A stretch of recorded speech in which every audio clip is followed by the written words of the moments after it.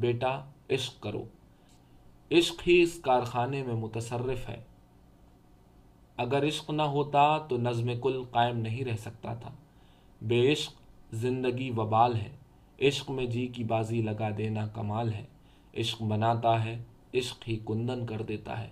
دنیا میں جو کچھ ہے عشق کا ظہور ہے۔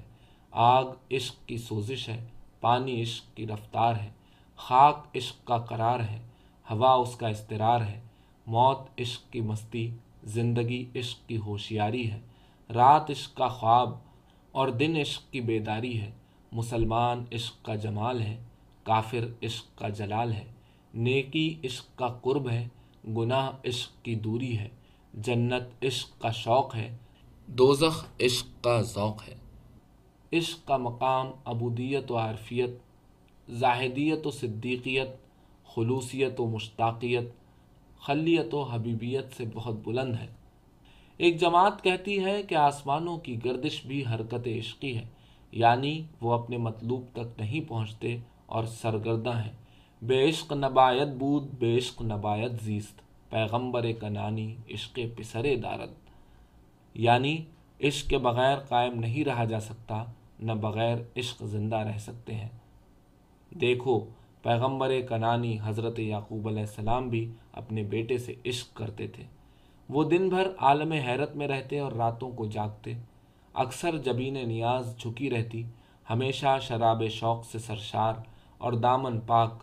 ان کا نورانی چہرہ عابدوں کی محفل کا رونق افزا تھا۔ وہ ایک آفتاب تھے مگر اپنے سائے سے بھی گریزاں۔ کبھی آپ میں آتے تو کہتے، بیٹے دنیا ایک ہنگامے سے زیادہ نہیں، تمہیں چاہیے کہ اس سے ترک تعلق کر لو اور اپنے دامن پر علائق کی گرد نہ جمنے دو۔ عشق الہی کو اپنا پیشہ کرو، عاقبت کا دن درپیش ہے، اپنا اندیشہ کرو۔ جو اہل ہے وہ جانتا ہے کہ دنیا سہل ہے، زندگی ایک وہم ہے، وہم کی بنیاد پر امیدوں کے محل بنانا پانی کو رسی سے باندھنا ہے اور طول عمل میں پھنس جانا چاندی کو گزوں سے ناپنا ہے۔ آہ بے خبر نہ رہنا کہ چل چلاؤ لگ رہا ہے، زاد راہ کی فکر کرتے رہیو تاکہ راہ میں کام نہ آ جاؤ۔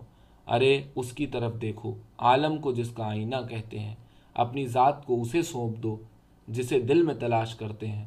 مقصود کا ملنا یقینی ہے، بشرطے کہ ذوق طلب سچا ہو۔ اگرچہ ہر شے میں اسی کا جلوہ ہے، مگر ہمیں اس کے اظہار میں شرط ادب ضروری ہے۔ نکتہ: خدا کا اپنے بندوں سے وہی تعلق ہے جو روح کا جسم سے ہے، یعنی تمہارا وجود بغیر اس کے اور اس کی نمود بغیر تمہارے نہیں۔ کائنات ظہور میں آنے سے پہلے عین ذات تھی اور نمود صوری کے بعد وہی ذات عین کائنات ہے۔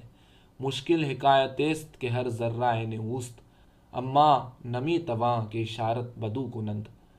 یعنی کہ مشکل بات تو یہ ہے کہ ہر ذرہ عین ذات خداوندی ہے، پھر بھی یہ ممکن نہیں کہ اس ذات خداوندی کی نشاندہی کر سکیں، یعنی کسی چیز کو لے کر یہ کہہ سکیں کہ خدا یہ ہے، حالانکہ ہر شے کا ظہور خدا کی ذات سے قائم ہے۔